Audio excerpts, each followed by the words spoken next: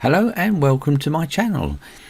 In this video what I'd like to do is show you how to join values together with text. So for example, I've got some names down here in this column and I've got some numbers in this column. If I'd like those to appear in the same cell, there's different ways of doing it.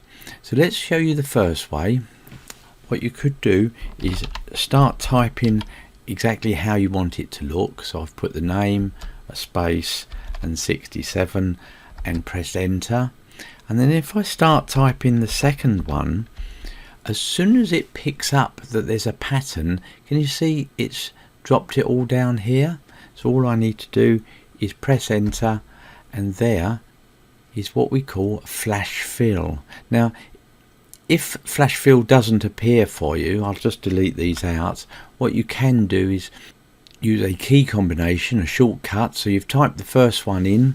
If you hold Control and press E, that flash fills as well. Now flash fill is not dynamic, so if I change, for example, this number here to say 78, you can see that it doesn't change the number here.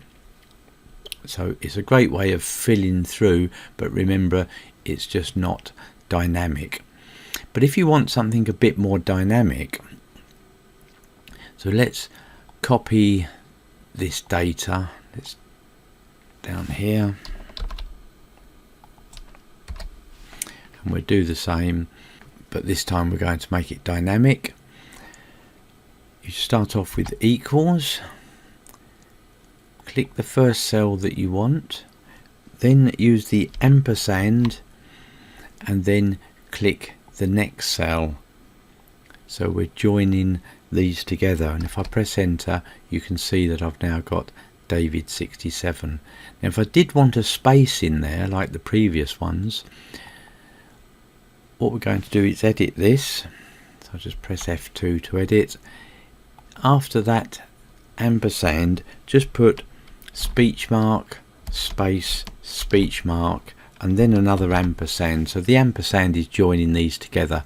So inside those speech marks I've put a space, and let's just have a look what that looks like. You can see I've now got David 67. But if I wanted a dash, let's edit that again. I could put space dash, and I've got another space. Press enter. So you can just join anything together you like, and then copy that down.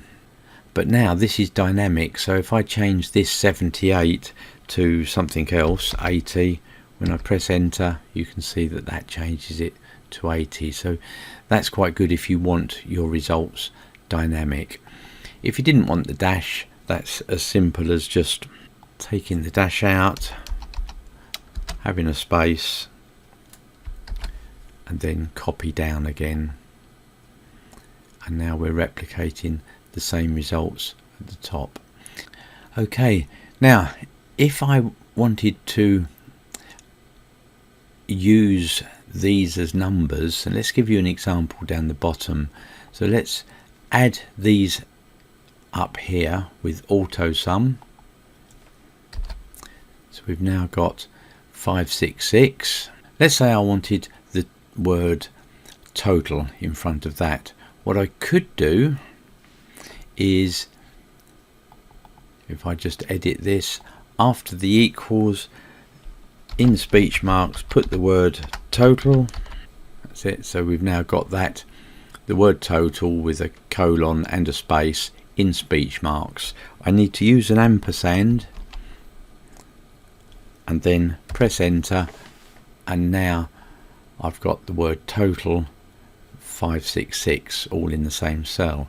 The problem with this particular one is if I want to do a calculation with it, so let's assume I'm going to multiply that by 10%. So let's type equals 10% multiplied by that 566. So we've got 10% multiplied by B14. When I press enter I actually get an error because you'll see that this result over here is left justified, so the spreadsheet is seeing that as text or a string of characters. It's not seeing it as a number. So what you could do, which is what I would do, is actually customize the format of this. So let's just edit this. Let's remove the word total. So we've just got the sum there, 566, and you can see the bonus bits working now over here, but we want the word total in front of it. So let's open up our format cell. So there's two ways of doing this. Well, there's more than two ways actually.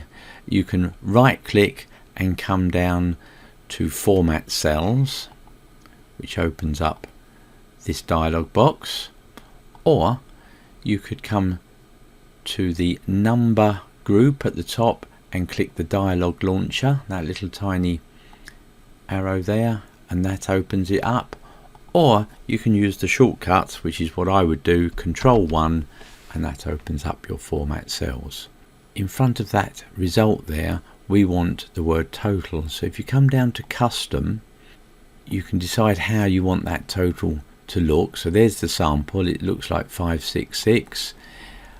I could come down to the 0. If I wanted decimal places, I could come down to this one.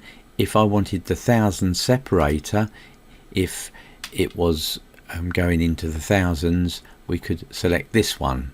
So you've got lots of different formats here, but what you do is where it says type, just click in front of the code and in speech marks type whatever word you want. I'll have total, colon, space, speech marks. The space just means it moves your number away from the word a little bit and it looks a little bit better. Now click OK, and there is the word total, and our calculation that's using that cell still works because the spreadsheet is ignoring the text that we've put in front of the result and it's just seeing that as a number. If I wanted something after that, you can do exactly the same. If we just bring